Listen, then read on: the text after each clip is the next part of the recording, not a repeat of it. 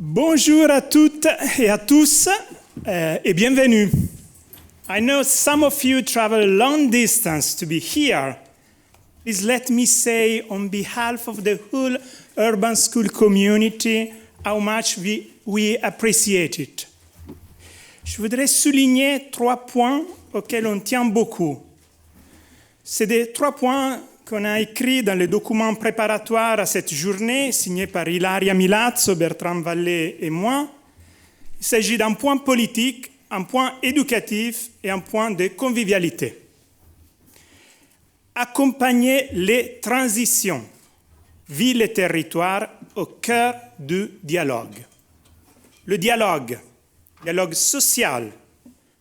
Le dialogue est une méthode, c'est une pratique politique. Il y a une substance politique. Le dialogue n'est pas un objectif, c'est un processus qui nécessite une infrastructure. Les villes, les territoires peuvent trouver une intelligence collective et des moyens de traiter les énormes problèmes qu'elles ont sur la base du dialogue, ou pas.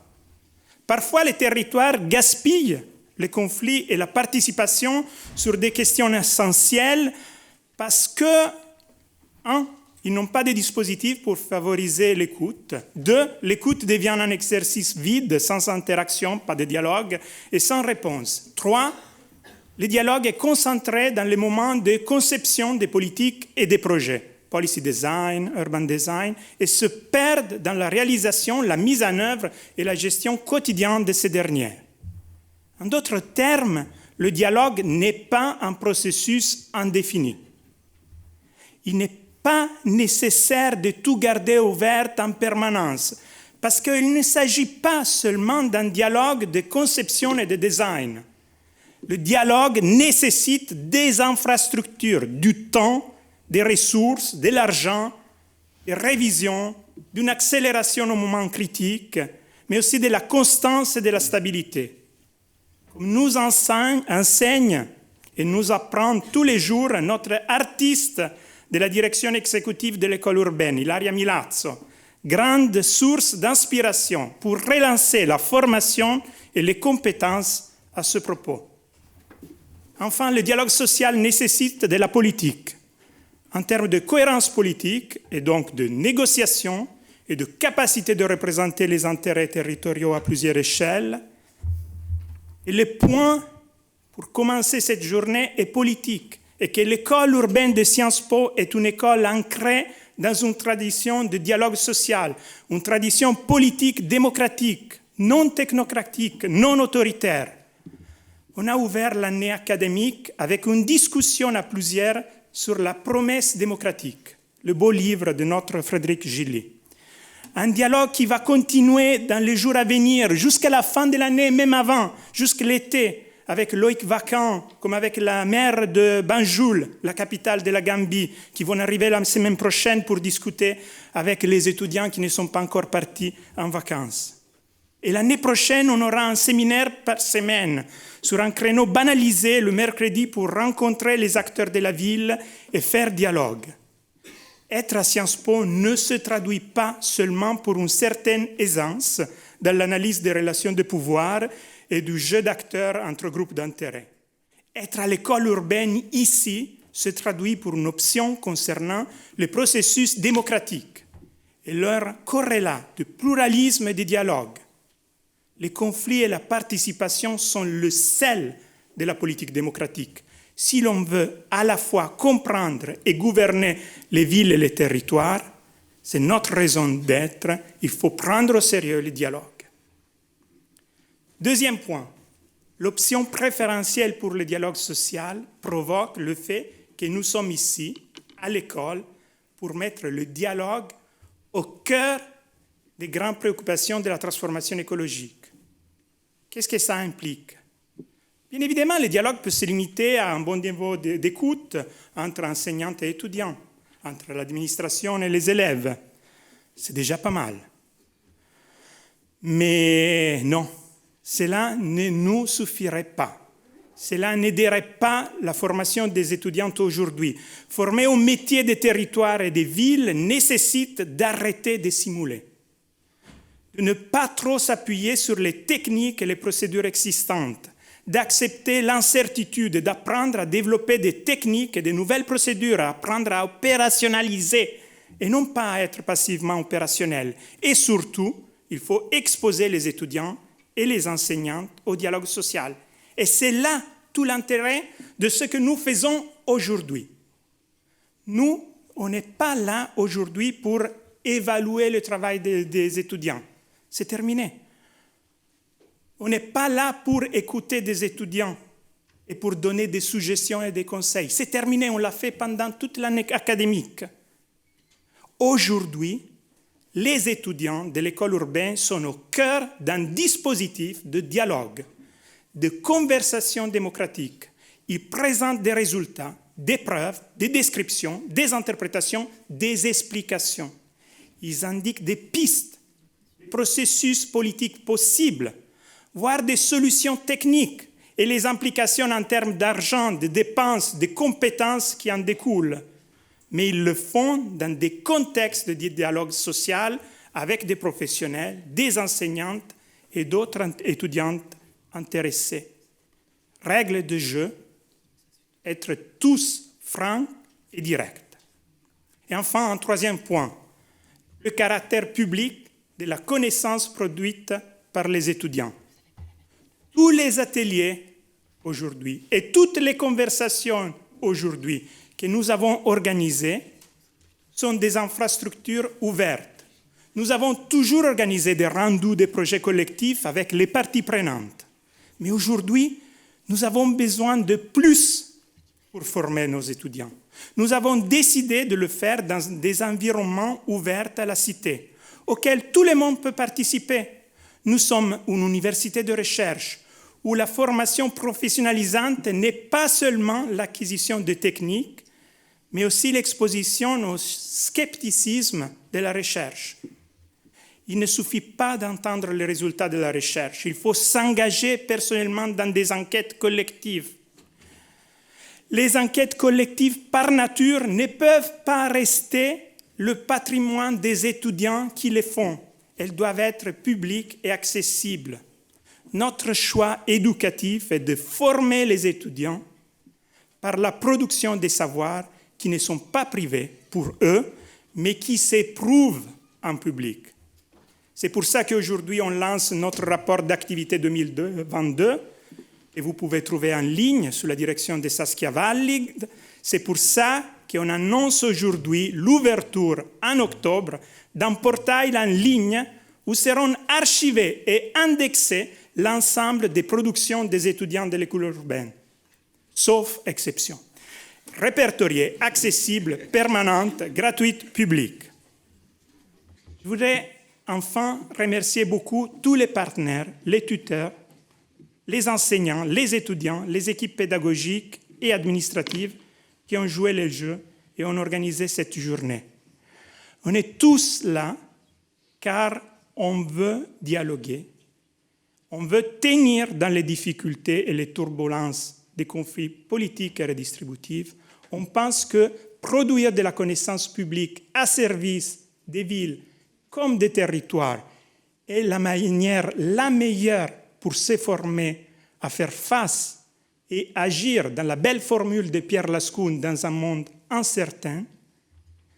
Et c'est avec cette idée d'une profondeur de l'exercice non simulé, de dialogue vrai, même un peu confrontationnel, qu'on fait aujourd'hui, que je laisse la parole à la personne qui a mis en forme cette journée importante, un vrai artiste de la coordination.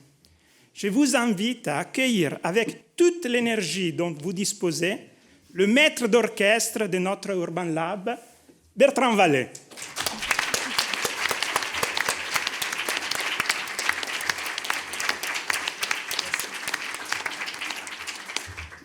Merci beaucoup, Tommaso, pour le remerciement et pour ce mot d'accueil. Maître d'orchestre, c'est la première fois pour toi. Bienvenue bienvenue à toutes et tous à cette première journée du Lab de l'école urbaine. Donc, il y a une dimension expérimentale aussi dans l'organisation de cet événement public. Tommaso l'a dit, la journée est centrée vraiment sur les productions de nos étudiants et étudiantes. Ce sont les projets collectifs qui sont restitués, mais avant, plus que ça, peut-être mis en débat aujourd'hui sous forme d'ateliers. C'est le fruit d'un travail intense qui a démarré en octobre de l'année dernière, qui s'achève là, c'est pour les derniers projets ces jours-ci, réalisé par 170 étudiants, accompagnés par un tuteur ou une tutrice expert de la problématique. Un travail comparatif, c'est un des éléments de l'ADN de l'école urbaine de Sciences Po, la dimension comparative à l'échelle française, européenne et internationale. Sur une grande variété de problématiques urbaines et territoriales, les titres des ateliers en témoignent, on traite d'enjeux aussi divers que les politiques de santé, de jeunesse, les questions d'urbanisme, d'aménagement et bien d'autres. Sur des terrains aussi très divers, nos étudiants ont travaillé sur des métropoles, mais pas exclusivement. Ils ont beaucoup travaillé sur des petites villes, sur des villes moyennes, en France, en Europe, à l'international. Et sans surprise, la question des transitions, et en premier lieu la transition écologique, y occupe une place centrale. Vous avez peut-être constaté en parcourant le programme de la journée, le mot transition écologique et tous ces synonymes, avec des nuances conceptuelles bien sûr, mais y est omniprésent. Alors, ça reflète plusieurs choses. D'abord, le choix de l'école de se positionner, comme bien d'autres, sur ces questions de la transition écologique, mais aussi, et peut-être avant tout, les volontés de nos partenaires, la quarantaine de partenaires institutionnels qui nous ont fait confiance pour cette année universitaire, qui ont choisi de confier à nos étudiants et étudiantes la réalisation de projets collectifs. Et ils ont fait le pari, ces partenaires institutionnels, de miser sur la réflexion des jeunes générations, des professionnels de la gouvernance urbaine, pour mieux comprendre ce qui se joue dans ce contexte d'incertitude rappelé par Tommaso et identifier des pistes de réponse à ces défis nombreux, parfois contradictoires, liés à la transition écologique. Alors, on a choisi de démarrer, en fin de plénière introductive, je dirais quelques mots sur le déroulement de la journée, le fonctionnement des ateliers, des conversations, les lieux dans lesquels ces différents événements se dérouleront. Mais on a choisi de démarrer la journée par une plénière sur le zéro artificialisation nette, le ZAN, et est important, la transition écologique des mondes professionnels de l'urbain. Alors, la transition écologique des mondes professionnels, c'est le point commun, on pourrait dire, à l'ensemble de nos projets collectifs. Quelle que soit la porte d'entrée, pour certains c'est plus frontal, plus ouvertement ça, pour d'autres c'est plus incident, mais tous, d'une manière ou d'une autre, évoquent cette question des mondes professionnels confrontés à des injonctions liées à la transition écologique. Et on a choisi comme porte d'entrée le ZAN, le zéro artificialisation net. C'est une petite porte qui est loin d'épuiser la question de la transition écologique, on en est conscient. Mais cette petite porte, elle a des vertus heuristiques, on pourrait dire. En tout cas, c'est l'hypothèse qu'on fait. Elle permet d'évoquer tout un tas d'autres sujets. C'est la raison pour laquelle on a décidé d'ouvrir cette journée par cette table ronde. Alors, l'ambition, qui est devenue aujourd'hui une injonction légale de réduction de l'urbanisation sur des espaces non déjà artificialisés, a plongé les professionnels des villes, de l'aménagement, dans ce que Jean-Marc Hoffner a qualifié dans un article de la revue Urbanisme paru en 2022 d'enfer méthodologique pavé de bonnes intentions écologiques. Le débat public autour du ZAN est vaste et il est plus complexe qu'il n'y paraît en première lecture. Il recoupe un ensemble d'acteurs aux positions de nature très hétérogène, des promoteurs, des aménageurs, des collectivités locales, des industriels. Tous semblent s'accorder sur la nécessité de réduire la nécessité d'une sobriété foncière, mais chaque professionnel fait face à ses propres enjeux, à son système de contraintes qui fondent leur position vis-à-vis du ZAN. Et c'est pourquoi nous faisons l'hypothèse qu'il s'agit d'un bon point de départ pour évoquer la transition écologique des mondes professionnels de l'urbain et la recomposition du système d'acteurs qui va s'en suivre. C'est en effet difficile de passer à côté des débats sur le ZAN quand on s'intéresse à l'urbanisme, à la gouvernance urbaine, à la cohésion des territoires, au mode d'habiter ou même encore à la réindustrialisation. Quel que soit notre point d'entrée, la question du ZAN est venue agir comme un événement perturbateur. Et dans ce contexte, un groupe d'étudiants du cycle d'urbanisme, notre master d'urbanisme au sein de l'école urbaine, dont j'ai le plaisir d'être responsable pédagogique avec Marco Cremaschi, qui en assure la responsabilité scientifique. Un groupe d'étudiants, 5 étudiants et étudiantes, ont réalisé un projet collectif avec 2 partenaires, Action Logement et le plan urbanisme construction architecture, sur ce sujet. Leur travail portait plus largement sur la manière de concilier l'impératif de sobriété foncière avec les diverses perspectives de développement des zones urbaines dans des zones peu denses des villes moyennes. J'en profite pour dire, preuve à l'appui, que nous ne sommes pas l'école des cœurs métropolitains et qu'on travaille sur tout type de territoire. Et ce projet-là portait précisément sur les zones peu denses des villes moyennes. C'était un projet collectif mené en lien avec le programme Action Cœur de Ville. Alors, ce travail sera restitué et débattu cet après-midi en atelier, mais nous avons demandé à 2 porte-paroles du groupe, qui en comprend 3 autres, Louise Molinier et Mathilde Faure, ici présentes, d'intervenir en introduction de la journée pour nous présenter une partie de ce travail. La demande n'était pas de rendre compte de cette année de projet collectif en 10 minutes, c'est bien illusoire, mais bien une partie de ce travail en introduction qui a consisté à cartographier les controverses autour du ZAN en s'appuyant sur les outils méthodologiques de Bruno Latour. Je leur laisse immédiatement la parole, Mathilde et Louise. Je ne sais pas dans quel ordre vous souhaitez intervenir. Bonjour à tous, enfin à toutes et tous. Merci à Bertrand et puis à Tommaso aussi pour cette introduction.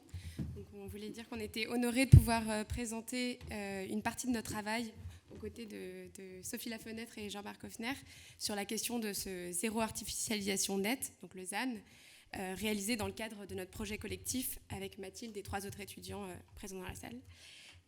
Pour celles et ceux qui ne sont pas encore tout à fait familiers avec ce ZAN, c'est un objectif de réduction de la consommation de terres naturelles, agricoles et forestières inscrit dans la loi Climat et Résilience, donc à horizon 2050.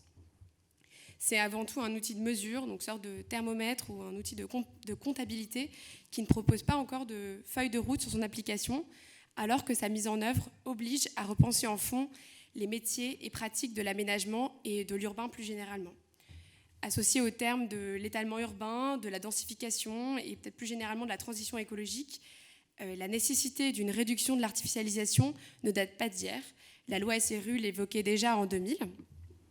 Et depuis, le débat n'a cessé de monter en intensité jusqu'à l'adoption du ZAN dans cette fameuse loi climat. Donc notre travail, comme dit par Bertrand, a constitué à cartographier, en s'inspirant des méthodes de Bruno Latour, les différentes prises de position assez hétérogènes des acteurs et actrices qui ont pris part au débat autour du ZAN. Donc ils viennent autant de la recherche, de la conception, de l'aménagement, de l'immobilier, mais c'est aussi des acteurs publics, politiques, associatifs ou encore industriels. Et l'ensemble de ces positions, donc, que vous pouvez... que vous pouvez bientôt voir derrière nous, dans le document affiché dans sa version simplifiée, sont issus d'une série d'entretiens et de recherches bibliographiques qu'on a fait cette année. S'il existe un consensus assez général sur la nécessité de ce qu'on appelle la sobriété foncière pour répondre aux enjeux de la crise écologique, il y a des enjeux propres qui fondent les positions de chacun vis-à-vis de ce ZAN. On peut donc parler de controverses, donc on l'a appelé la cartographie des controverses, même si chacun finit par défendre avant tout sa spécialité, sa chapelle. Et donc certaines scènes de débat, en fait, finalement, restent assez partielles. Et comme vous l'avez vu depuis son inscription dans la loi, le ZAN suscite un ensemble de questionnements et d'enjeux multiples, voire d'inquiétudes auprès des professionnels. Et comme il appelle à une refonte de nos méthodes, on a souhaité, nous aussi, prendre part à ce débat. Et donc, en réponse à chaque enjeu associé au ZAN et à la sobriété foncière, nous avons rédigé une sorte de posture théorique de ce que nous aimerions voir se développer et dont on va discuter ce matin. Donc le premier enjeu qu'on souhaitait développer, c'était l'enjeu qui a trait à la définition et à la mesure de cette artificialisation, puisque c'est un peu le cœur du sujet finalement. Donc bien qu'il existe un consensus autour de l'impératif écologique et de la réduction du rythme d'artificialisation des sols, qui serait complètement nécessaire à la conservation et à la restauration des fonctions écologiques des sols, des divergences émergent chez des acteurs qui ont été, notamment par rapport au choix du terme artificialisation, tel qu'il apparaît et est défini dans la loi pour encadrer la consommation des ENAF. Certains critiquent la classification adoptée par la loi, qui considère par exemple les jardins privés comme artificialisés et les terres agricoles comme non artificialisées. Une posture qui reflète le manque de coordination entre cette politique publique et d'aménagement du territoire et les politiques agricoles. De cette manière, les acteurs identifiés ils se différencient entre la défense d'une approche quantitative, qui est décriée par les écologues et les géographes, qui défendent, eux, une approche davantage qualitative des sols. Nous avons vu que cette dichotomie entre quanti et quali, elle était vue par certains comme un aveuglement arithmétique qui nie les contextes. Ce qui les amène généralement à défendre une approche différenciée qui permette d'autoriser l'artificialisation pour des besoins spécifiques. C'est le cas notamment pour la réindustrialisation du pays, par exemple. À l'inverse, la vision arithmétique permet aussi de ne pas considérer un sol uniquement pour ses fonctions écologiques, mais aussi pour son rôle dans le maintien des continuités paysagères et comme support de biodiversité. Cette question de la définition, elle s'accompagne d'un enjeu sur la mesure, opposant net et brut. D'un côté, le net s'inscrit dans la fameuse séquence qu'on connaît tous, éviter, réduire, compenser, ouvrant la porte à la compensation et aussi à ses dérives.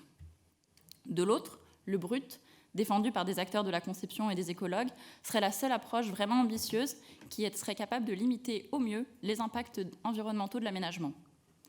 Si l'approche surfacique, aujourd'hui proposée par la loi, elle ne prend pas en compte l'imperméabilisation, la qualité des sols et l'impact de la fragmentation des milieux, elle révèle surtout l'absence complète de connaissances communes et homogènes sur nos sols. En l'absence d'un outil commun d'observation et de diagnostic, il est difficile de prendre position finalement entre le net et le brut. En tant que futurs urbanistes, nous sommes convaincus que l'approche qualitative est la seule capable de lutter efficacement contre l'érosion des fonctions écologiques des sols. La classification de l'artificialisation, telle que donnée dans la loi aujourd'hui, elle est trompeuse et incomplète pour nous. Nous avons besoin d'un langage commun qui devrait se traduire par des indicateurs et des relevés qui reflèteraient la multifonctionnalité des sols. En l'attente de ce référentiel, et conscient qu'il est très ambitieux, nous pensons que l'imperméabilisation, c'est une bonne approche pour aborder l'artificialisation. Cette politique publique, elle nous invite finalement à réinventer la méthode de projet urbain et plus généralement de l'aménagement du territoire. En prenant le sol comme point de départ, l'élaboration des documents d'urbanisme et le projet urbain deviendra à la fois un lieu de création de connaissances et permettrait aussi d'orienter la décision ou non d'aménager. Je vous laisse réagir, Jean-Marc Hoffner, sur ce que nous venons de dire. Peut-être je reprends la parole une seconde pour présenter. Donc, je change.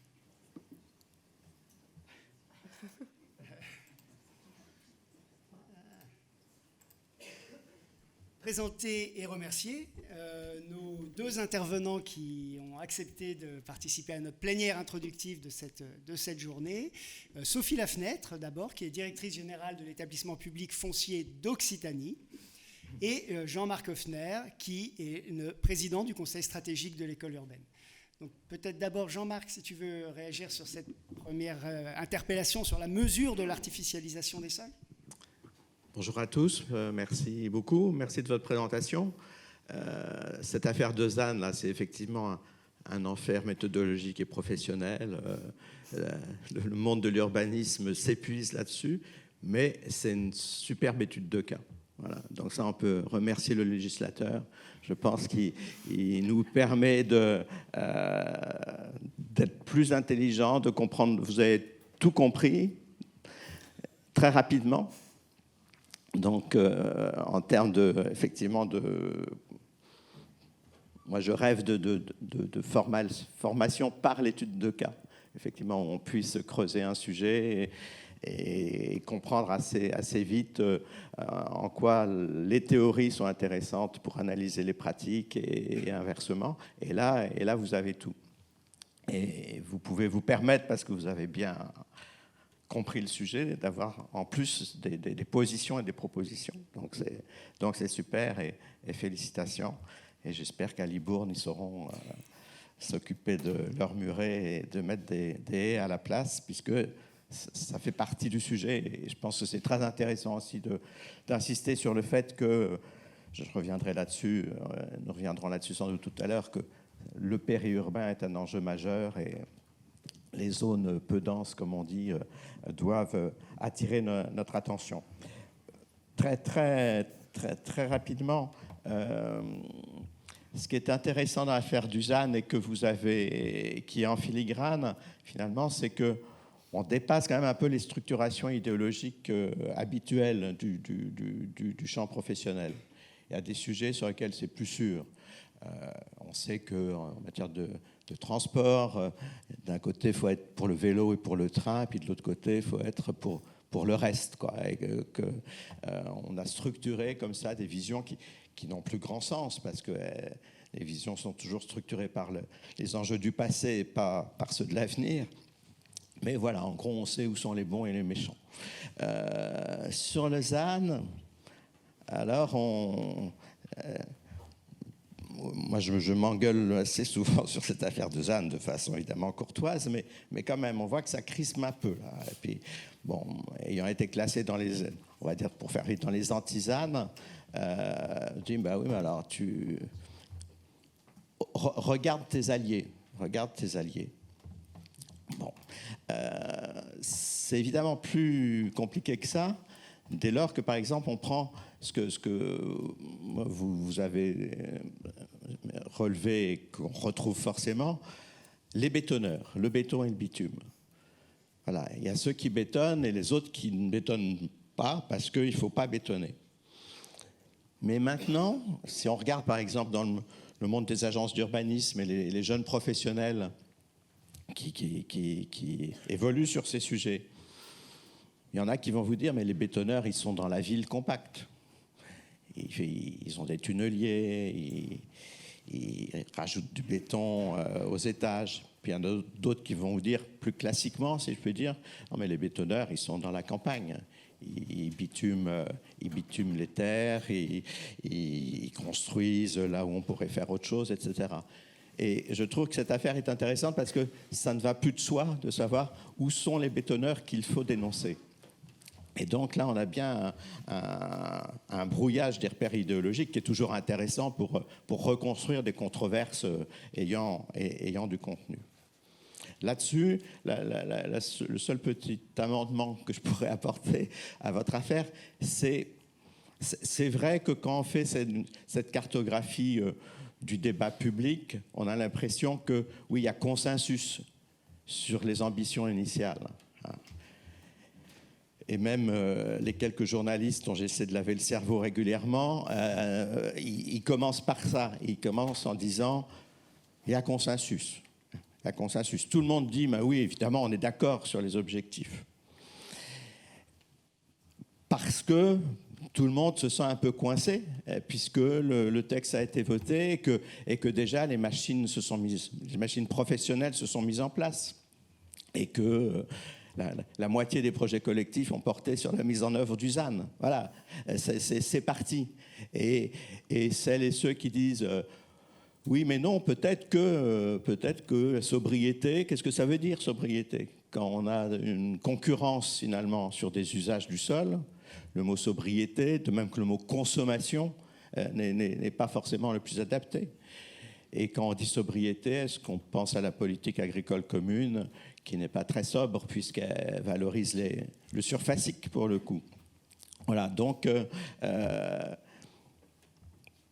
collectivement, on pourrait se dire que peut-être qu'il ne faut pas trop être sur l'idée que tout le monde est d'accord, voilà, mais que c'est juste un problème de mise en œuvre. Et c'est là-dessus que je voulais revenir aussi sur ce deuxième aspect. À Sciences Po, depuis toujours, on apprend que la grande affaire, c'est la mise en œuvre des politiques publiques. C'est un peu leur conception, mais c'est beaucoup leur mise en œuvre, tout le temps. Et dès qu'on bosse pour de vrai, on le sait aussi. Et là, on l'oublie, finalement. Alors, est-ce que c'est aux législateurs de s'occuper de ça? Peut-être quand même, un petit peu. Il y a des évaluations de projets de loi, etc. Mais là, on voit bien que l'outil devrait obliger à remonter sur les objectifs. Et c'est ça qui est un peu curieux aussi, c'est qu'on n'y arrive pas. Donc moi, je suis d'accord avec tout ce que vous avez dit sur le qualitatif, etc. Mais par exemple, cette ridicule histoire de c'est quoi un jardin dans le pavillonnaire, et c'est de la nature s'il y a des bouts de bois, et c'est plus de la nature s'il y a de la pelouse. Si on ne remonte pas alors en allant chercher je ne sais trop où effectivement l'explication, on ne comprend pas cette affaire. On la comprend si on peut se dire que le monsieur ou la dame qui a formulé tout ça s'est dit, moi mon problème c'est de densifier, c'est de lutter contre l'étalement urbain, donc il faut que tout ça soit déjà considéré comme artificiel, on pourra construire dessous et le thermomètre ne montera pas. Si on veut protéger la biodiversité, on sait que le périurbain est un très bon territoire de biodiversité, que les oiseaux s'y portent bien et que ça peut être intéressant. Au contraire, y compris avec ce que vous avez dit sur les couloirs écologiques, préserver ces espaces. Donc là, on voit bien que le thermomètre, mais c'est aussi un enseignement de l'école urbaine de Patrick Le Gallès et de bien d'autres, que les instruments sont politiques et que le politique est dans le technique. Voilà. Et si le politique ne se saisit pas du technique, il rate forcément son coup. Voilà l'essentiel de ce que je voulais vous dire. Dernière idée, je n'ai pas dépassé mes 8 minutes. Là encore, une question souvent posée, c'est qu'est-ce qui n'est pas gouverné? Souvent, c'est justement qu'est-ce qui manque, finalement? Et peut-être aujourd'hui, moi j'ai souvent le sentiment que les débats, ils se passent pas ou ils se passent pas au bon endroit. C'est pour ça que c'est très important de faire ce genre de journée, de se dire, peut-être que les médias sont un peu étonnants aussi là-dessus. Ils passent leur temps à délégitimer le politique, mais il n'y a que lui qui a la parole. Voilà. Et donc, il faut se saisir finalement de l'élaboration des politiques publiques. Et on peut être là pour ça aussi. Moi, j'aurais tendance à poser la question, est-ce que c'est la bonne pièce de théâtre qui se joue? Est-ce que c'est les bons décors? Bon. S'il n'y a pas l'agriculture, s'il n'y a pas les champs dans le décor, quantitativement, il n'y a plus de sujet. Si on ne parle pas d'agriculture sur ces histoires, il n'y a plus de sujet. Donc c'est quand même un peu embêtant. Donc il faut repeindre le décor. Est-ce qu'il y a les bons acteurs? Est-ce que c'est le bon casting? Même chose, avec toute une partie effectivement d'occupants, d'utilisateurs des 90% du sol qui n'est pas concerné par l'urbanisation.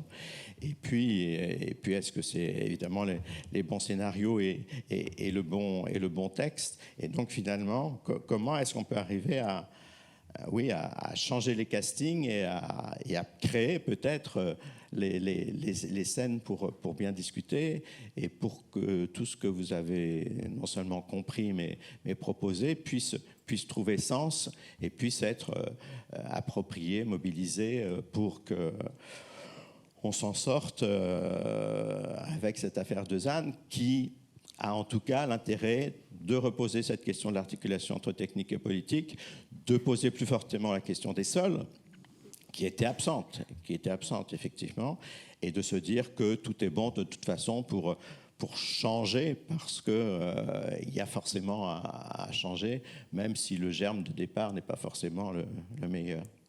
Et merci beaucoup pour votre travail. Merci Jean-Marc.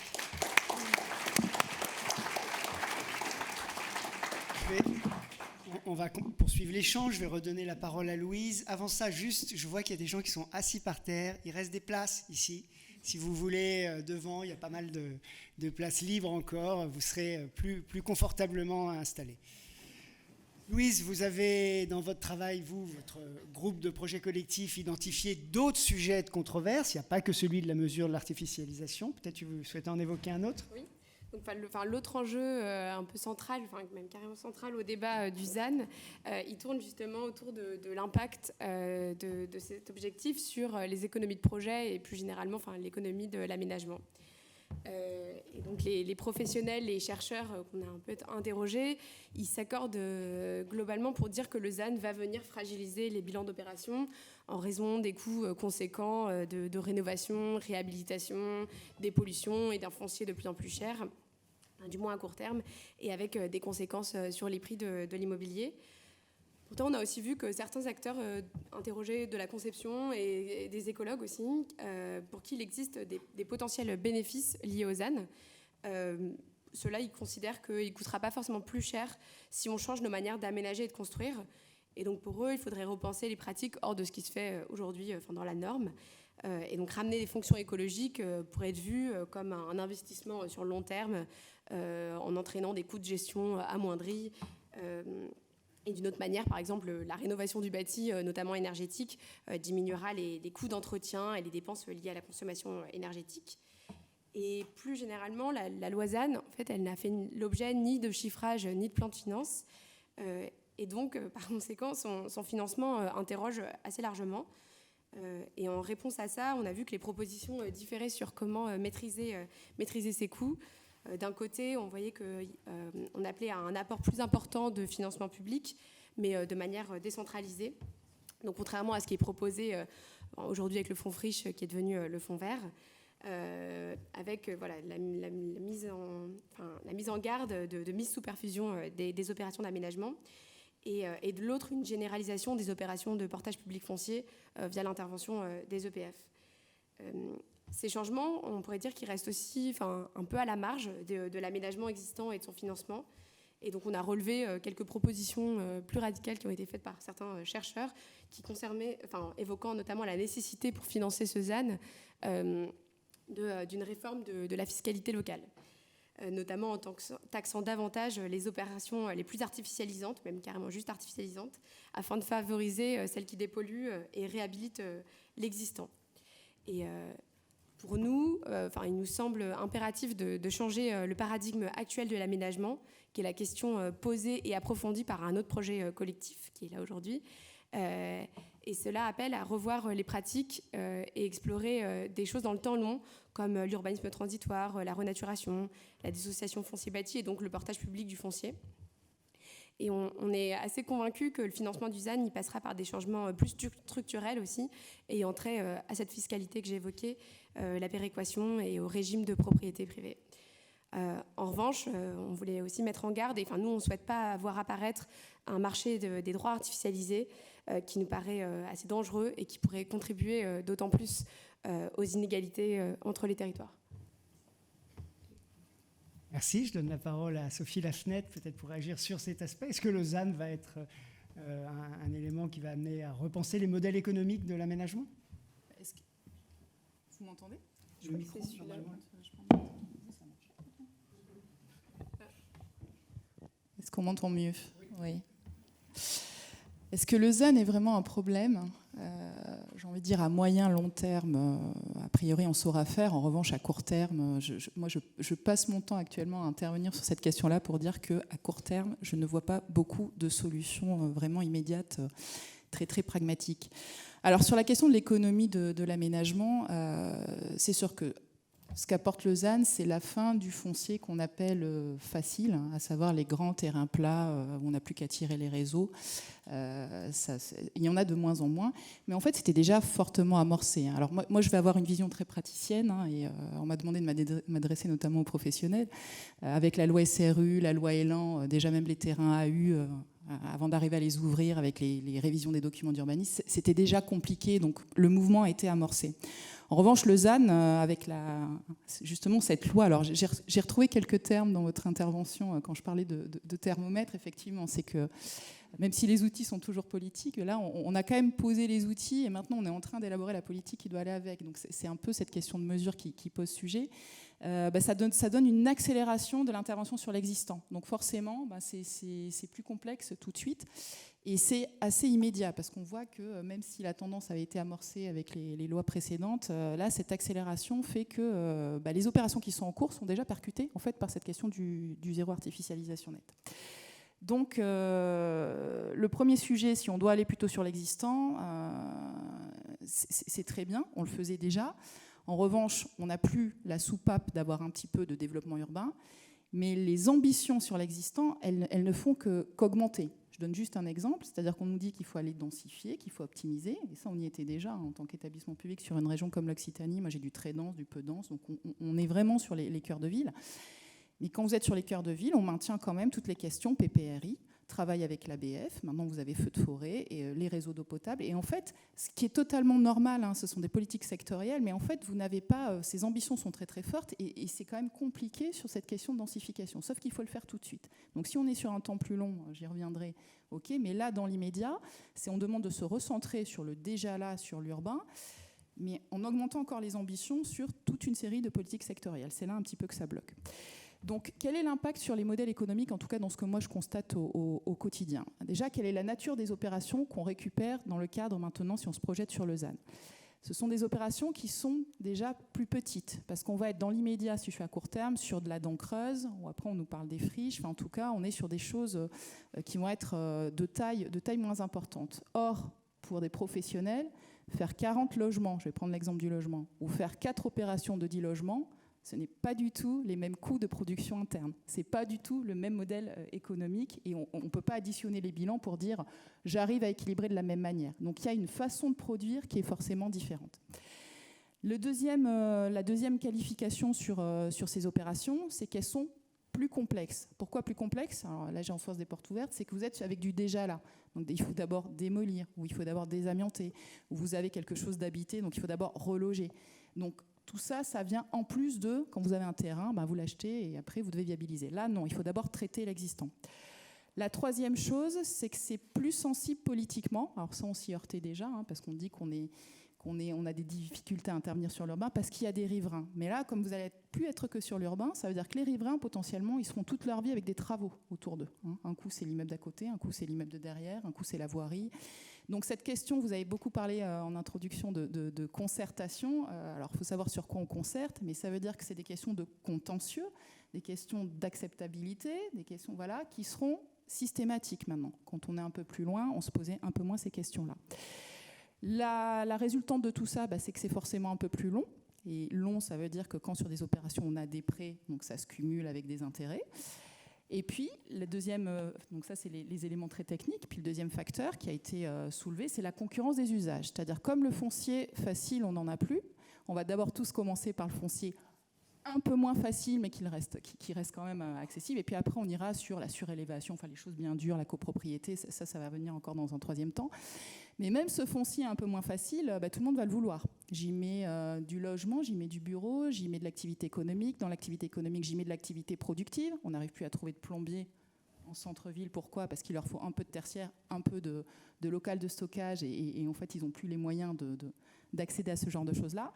Voilà. Donc, quand on cumule tout ça, forcément, c'est plus coûteux. C'est-à-dire que là, je pense que n'importe quel professionnel, nous, on a les ABAC sur les modèles, entre une opération, une extension ou une opération ancienne et une opération de renouvellement urbain, là, si on prend un bilan sans prendre les questions carbone et sans cette question d'investissement sur le temps long que vous avez soulevée et qui est très intéressante, factuellement, sur un bilan aménageur ou promoteur, on est déficitaire.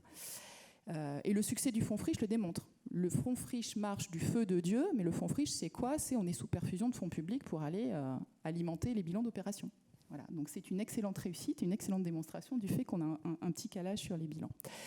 Donc une fois qu'on a dit ça, ça ne veut pas dire qu'il ne faut rien faire, mais vous me demandez quel a été l'impact sur les bilans d'aménagement. Donc oui, là ce qui est urgent, et c'est ce qu'on nous demande de faire, notamment côté établissement public, c'est d'aller réguler déjà la question de la flambée des prix, lutter contre la spéculation, et d'autre part, se préparer pour le futur. C'est-à-dire que si les collectivités veulent garder la main sur et gérer cette concurrence des usages, à un moment, il faut avoir cette notion de stratégie, et notamment de stratégie foncière. Mais ça passe bien par 3 étapes, parce que la question que vous ne me posez pas, mais qui était sous-jacente, c'est est-ce que c'est tout public? Est-ce que le privé prend sa part de risque? Alors moi, je suis un établissement public foncier, et je ne suis absolument pas pour la maîtrise foncière à tout craint. Parce que de toute façon, on n'aura pas les moyens. On n'est pas en Russie, on n'est pas parti ou en Chine pour collectiviser le sol. Ça coûterait beaucoup trop cher, donc je pense que le privé doit totalement prendre sa part de risque dans la construction et la production de la ville. Mais en revanche, il y a bien 3 choses à faire. Il y a la notion de régulation, Et pour réguler, on n'est pas obligé d'acheter. On peut réguler, moi je passe mon temps à faire de la préemption à prix révisé, c'est-à-dire qu'on évite que la transaction se fasse, mais une bonne orientation d'aménagement dans un bon PLU suffit totalement à avoir une discussion entre l'élu et puis la partie privée ou l'aménageur public et à avoir le projet de qualité qui sort. Mais ça, il faut avoir le temps, c'est-à-dire qu'il faut avoir fait le bon document, avoir la bonne OAP, parce qu'une mauvaise OAP, c'est pire c'est pire que tout aussi, ça peut vous bloquer des opérations, mais ça veut dire qu'il faut avoir ce temps-là de travail. Donc, c'est réguler, c'est donner le temps de la réflexion. Donc là, des fois, il faut avoir de la maîtrise publique, parce qu'il y a peut-être certains secteurs, il ne faut absolument pas qu'ils partent tout de suite. Et moi, je me dis, quand on réfléchit en net, en tout cas, c'est ça qu'on propose, il y a peut-être certains secteurs AU, autour de futurs pôles de déplacement, qui sont, voilà, on parle de gares au milieu des champs, il y en a encore quelques-unes qui arrivent. Ces secteurs-là, il est peut-être urgent qui ne partent pas trop vite. Donc, il y ait de la maîtrise pour se dire, dans 5 ans, on aura réfléchi à ce qu'on veut y mettre, voilà. Et puis, il faut que sur l'existant, on soit facilitateur, donc collectivement. C'est-à-dire que si on prend les documents d'urbanisme à l'heure actuelle, on pourrait beaucoup plus produire, beaucoup plus densifier. Mais là, on revient sur ces questions d'acceptabilité. Donc, sur la partie financement, et je m'arrêterai là, votre mesure est très intéressante. Ça ressemble un peu au fonds SRU, en fait, hein, c'est-à-dire qu'on taxe peut-être les projets considérés comme un peu moins vertueux pour alimenter peut-être de la compensation. Mais il y a tout simplement la fiscalité. Alors, moi, les nouvelles taxes, c'est pas trop dans l'air du temps non plus, hein, actuellement. Mais déjà, la fiscalité actuelle, il faudrait peut-être la re-questionner. En plus, à Sciences Po, vous êtes armés pour faire ce genre de choses. Moi, je vois toujours... Le ZAN, c'est de la désimperméabilisation, des artificialisations, mais on voit que quand vous faites des aménagements, les dotations publiques, si vous faites par exemple du traitement de l'eau, si vous faites un gros tuyau en béton en ayant creusé et en tirant votre tuyau, c'est de l'investissement et là vous avez des dotations qui tombent et ça va bien. Si vous faites des bassins de rétention, des noues, quelque chose qu'il faudra entretenir, ça veut dire que derrière il faudra les tondre, etc. C'est du fonctionnement. Et en ce moment, le fonctionnement, c'est pas la plus grosse dotation. En tout cas, il y a un peu une chasse sur ça. Donc, ça veut dire que notre modèle de fiscalité est à retravailler par rapport à ça. Voilà. Merci, Sophie.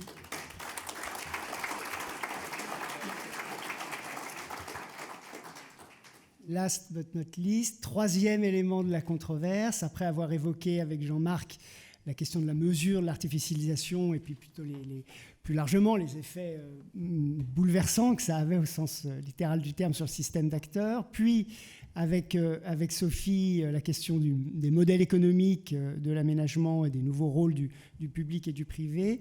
Mathilde, tu souhaitais évoquer une troisième dimension à cette controverse ?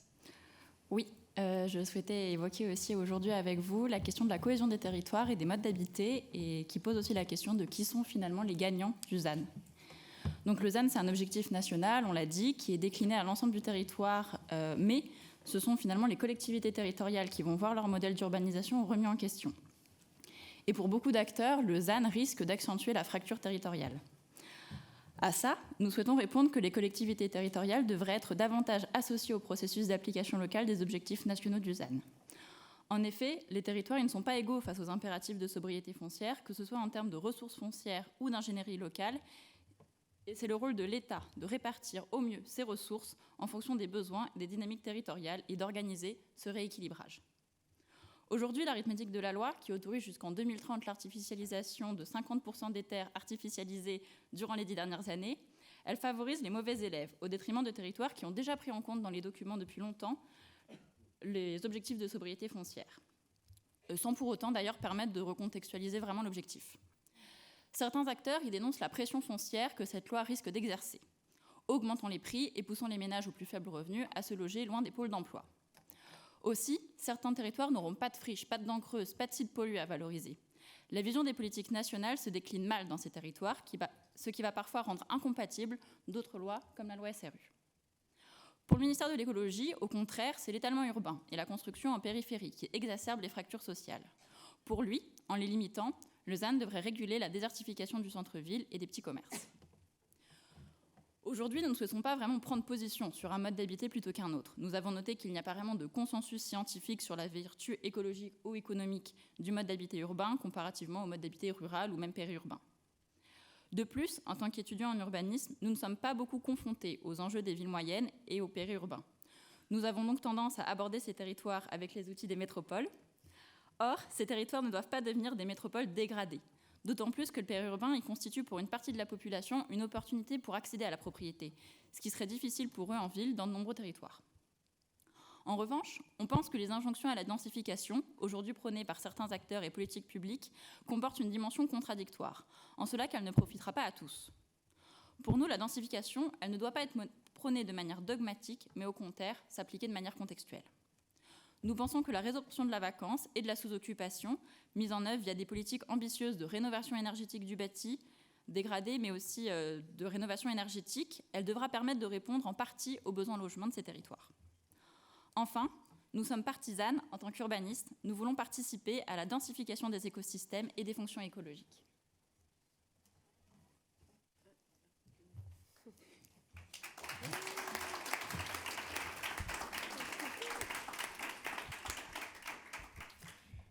Je redonne la parole à nos deux invités.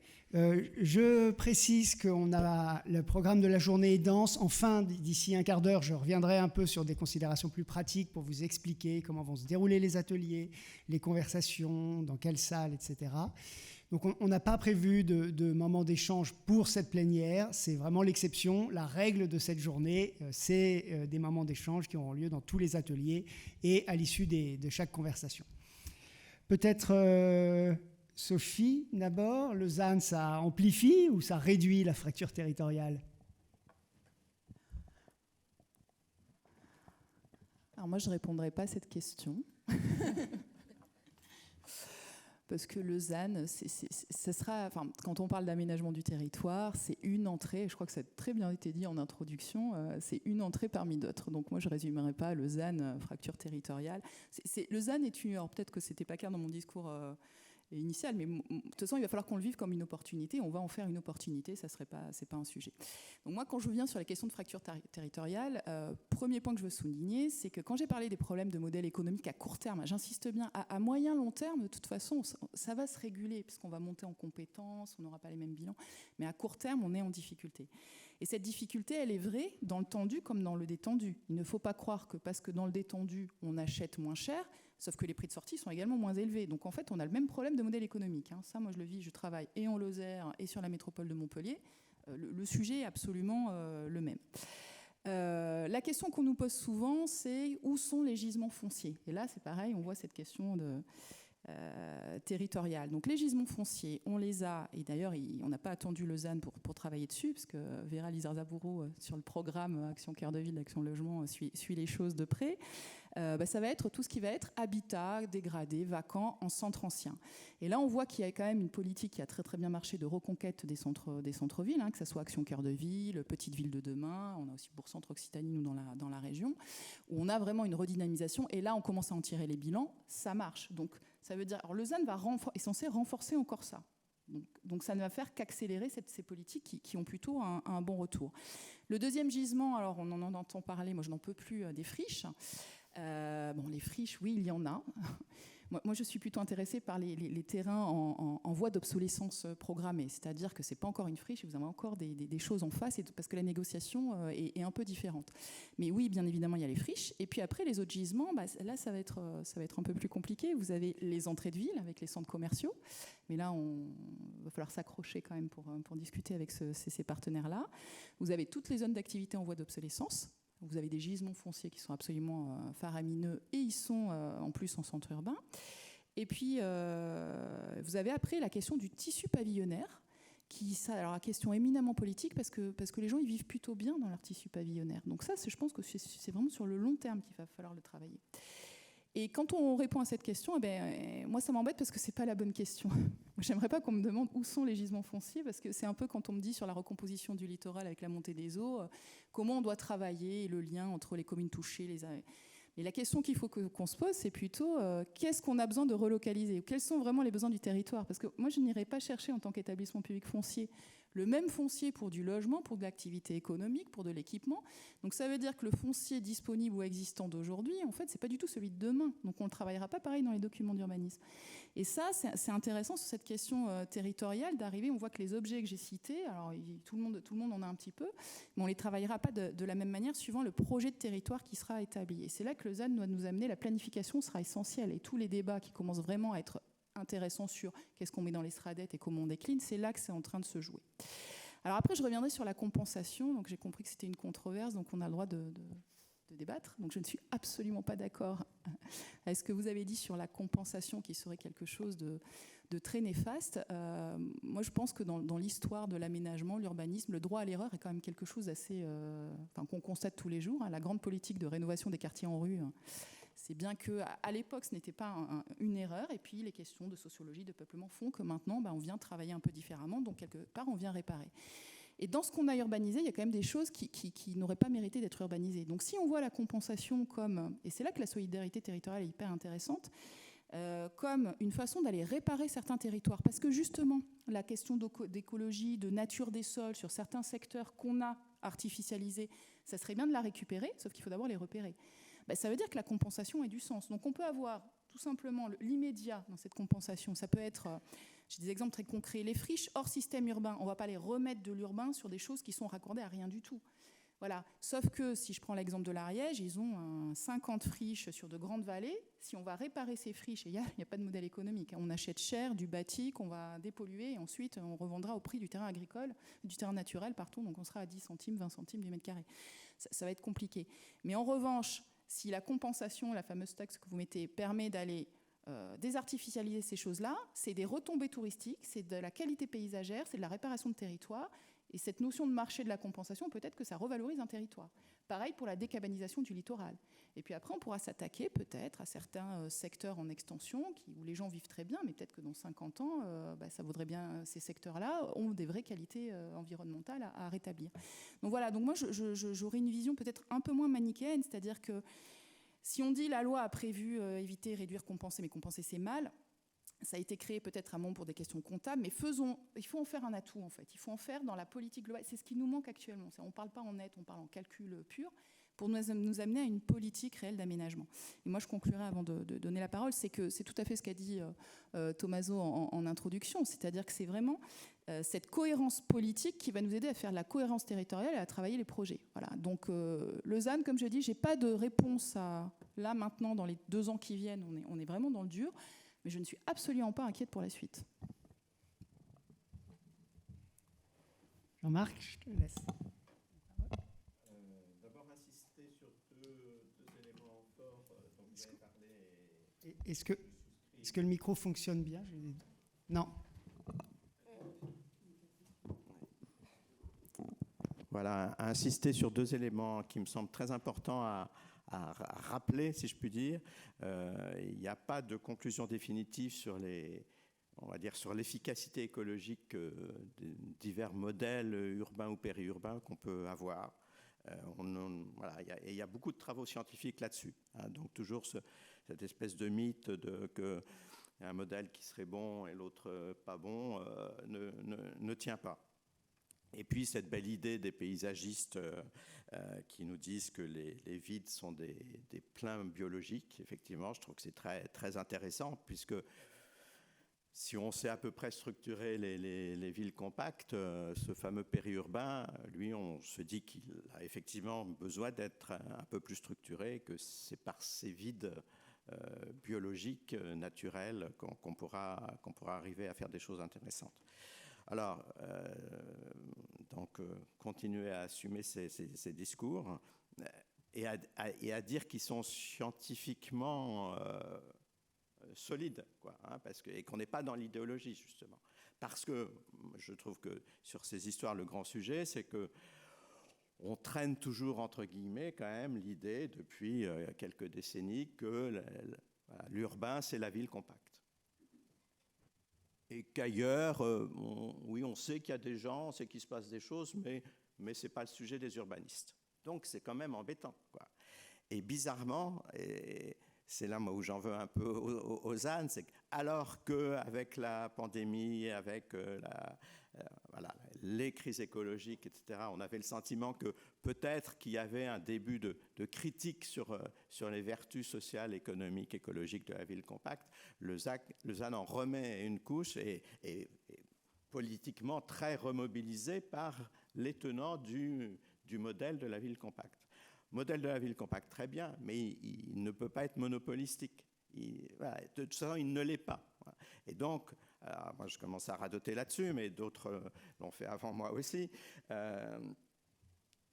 Acceptons l'idée que peut-être même l'essentiel de ce qu'on peut inventer d'intéressant aujourd'hui pour des jeunes urbanistes, c'est dans le périurbain. Dans le périurbain, refaire le périurbain sur le périurbain et peut-être oser en faire un peu plus aussi, dès lors qu'il ne s'agit évidemment pas d'émietter, de miter, mais qu'il s'agit de structurer, de polariser, de créer des continuités, etc. Donc là, il y a une scène de jeu exceptionnelle, très peu investie, c'est bien le problème, hein, très peu investie aussi, très peu investie par le politique, qui considère, comme beaucoup, qu'en France, il y a la ville et la campagne. Et donc, périurbain, ce n'est pas la ville et ce n'est pas la campagne non plus. Donc, c'est hors jeu. L'INSEE aussi, d'ailleurs, nous fait ses statistiques de cette manière. Et les opérateurs, mais parce qu'ils n'ont pas les modèles économiques qui vont derrière, hein, on ne le comprend pas, les opérateurs ne sont pas non plus très motivés à aller sur ces terrains. Voilà. Donc, vraie question, est-ce que les départements, les régions pourraient à un moment se dire que c'est leur sujet? Est-ce que les métropoles, ayant fait leur rédemption, pourraient aussi considérer qu'elles ont un rôle à jouer là-dessus? Peut-être. Donc, ce grand sujet du périurbain, des périurbains, de récits alternatifs, de modèles. Le rapport Mayou, il y a 45 ans, on avait déjà proposé. Hein, la ville-parc, le urbain, il y avait tout dans le rapport Mayou il y a 45 ans.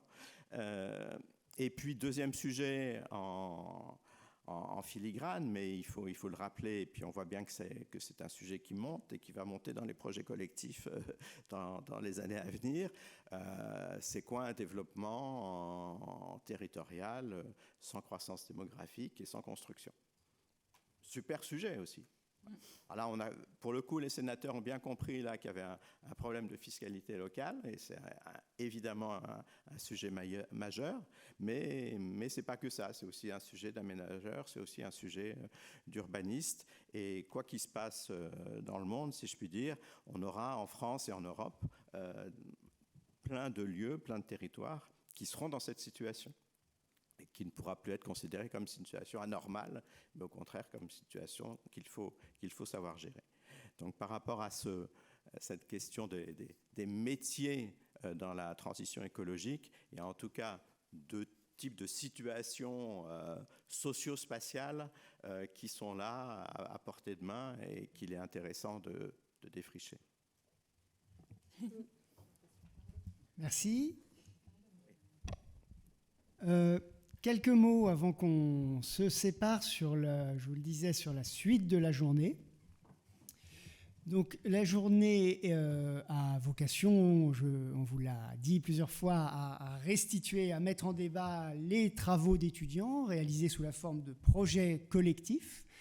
J'en profite pour signaler aux participants que notre appel à projet collectif pour la saison 2023-2024, la prochaine année universitaire, est ouvert jusqu'au 4 juillet pour les institutions qui souhaiteraient confier à nos étudiants la réalisation d'une étude. Et notre appel à projet est disponible sur le site web de l'école. Donc les ateliers, le programme de la journée, nous avons fait le choix de ne pas l'imprimer. Il est accessible en flashant le QR code qui apparaît ici à l'écran et qui est également disposé sur des affiches à différents endroits du campus. Ça vous permettra d'avoir accès à la liste. Il y a 20 ateliers qui se déroulent sur 3 séquences, une le matin, 2 l'après-midi. 20 ateliers, donc 41 projets collectifs exactement qui sont débattus sur des sujets très très variés. Je vais vous épargner la liste des 40 projets collectifs ou des 20 ateliers. Simplement, une petite considération, une petite information pratique. Nous sommes ici, dans le bâtiment situé au 13 rue de l'Université. L'ensemble des ateliers se déroule ici. Voilà. Donc il va falloir retraverser le jardin par lequel vous êtes tous et toutes venus pour retourner dans la cour principale du campus Saint-Thomas. Et ensuite, les ateliers se déroulent dans les salles au sous-sol. Et vous y avez accès en descendant l'amphithéâtre à ciel ouvert, les gradins ici, là. On a fait le choix d'organiser en parallèle de ces ateliers dans lesquels vous entendrez pas que nos étudiants, mais aussi les tuteurs qui sont des experts qui ont accompagné les étudiants toute l'année, mais aussi nos partenaires institutionnels, les 40 institutions qui ont fait confiance à l'école urbaine pour cette année. En parallèle de ces ateliers, nous organisons toute la journée des conversations sous forme de binôme entre un chercheur, ou une chercheur et un ou une professionnelle de haut niveau sur toute une série de sujets, soit les priorités de l'institution Sciences Po, soit des points aveugles des projets collectifs qu'on a trouvés trop peu présents et qu'on a souhaité mettre à l'agenda via le biais de ces conversations. Vous pouvez bien sûr, et vous êtes invités à circuler au fil de la journée entre les ateliers et les conversations qui, elles, se déroulent dans la cafétéria. Les conversations, donc je vous remonte sur le plan ici.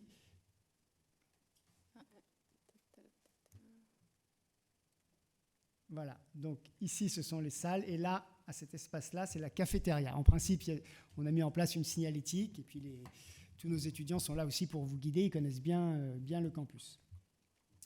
Donc ça démarre par une première conversation qu'on a intitulée « La ségrégation résidentielle, quoi de neuf ?» qui fera dialoguer Manuel Demergue de la Fondation Abbé Pierre avec Clément Boisseuil qui travaille à la Pure mais qui est par ailleurs chercheur associé à Sciences Po, au CEE. J'en profite, autre élément de précision, et puis après on va tranquillement se diriger vers les salles d'atelier et de conversation. Vous dire qu'il y a une pause à partir de 12h45 où se termine la première séquence d'atelier. On a organisé un apéritif qui sera introduit par Mathias Vichra, le directeur de Sciences Po, dans le cloître du campus Saint-Thomas. Vous avez dû le voir en passant, en entrant par l'entrée principale, ce cloître. On a 4 étudiants du master stratégie territoriale et urbaine qui ont travaillé cette année sur les usages et l'animation du campus Saint-Thomas. Vous savez que c'est un campus récent qui a été livré, a ouvert il y a un peu moins d'1 an et demi maintenant. Donc ça nous a semblé intéressant de faire travailler des étudiants sur ce campus maintenant qu'il est en fonctionnement. Et il et elle se proposent d'organiser des visites du campus parce qu'en réalité, vous ne voyez qu'une petite partie lorsque vous traversez depuis l'entrée pour venir jusqu'ici. Il y a d'autres espaces, d'autres cours. Donc ces étudiants organiseront des visites commentées du campus pour nos partenaires qui ne le connaissent pas déjà, qui se dérouleront pendant la pause déjeuner. Il y aura un premier départ de 2 groupes à 13h et un deuxième départ à 13h40. Pour une vingtaine de minutes de déambulation et puis de commentaires sur l'histoire et l'actualité de ce campus urbain. Voilà. Si personne n'a rien à ajouter, merci.